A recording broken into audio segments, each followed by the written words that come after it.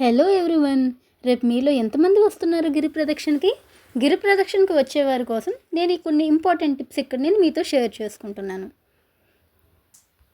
ముందుగా గిరి ప్రదక్షిణకి వచ్చే ప్రతి ఒక్కరూ మీరు పార్క్ చేసే వెహికల్స్ ఏవైతే ఉన్నాయో వాటికి ఖచ్చితంగా లాక్స్ అన్నీ జాగ్రత్తగా వేసుకోగలరు. అడవి నుంచి వచ్చేవారి కోసం అక్కడే పార్కింగ్ స్లాట్స్ అరేంజ్ చేశారు. అక్కడ మీ వెహికల్స్ పార్క్ చేసుకోండి. హనుమంతవాక నుంచి వచ్చే వాళ్ళకి లాస్ట్ బస్ స్టాప్ దగ్గర అక్కడ మీరు పార్క్ చేసుకొని ఉచిత బస్సుల ద్వారా మీరు సింహాచలం వరకు చేరుకోవచ్చు.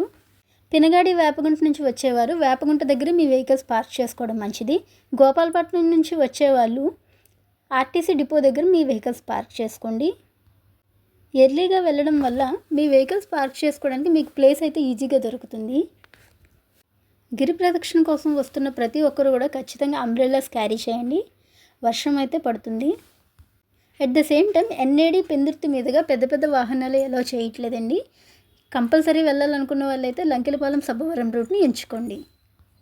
అలానే తొలిపావంచ దగ్గర కొబ్బరికాయ కొట్టి మీ గిరి అంతా తిరిగి కంప్లీట్ చేసుకుని వచ్చాక మళ్ళీ అక్కడే కొబ్బరికాయ కొట్టి ఈజీ వేలో వెళ్ళండి, క్రౌడ్ ఎక్కువ ఉంటుంది కాబట్టి.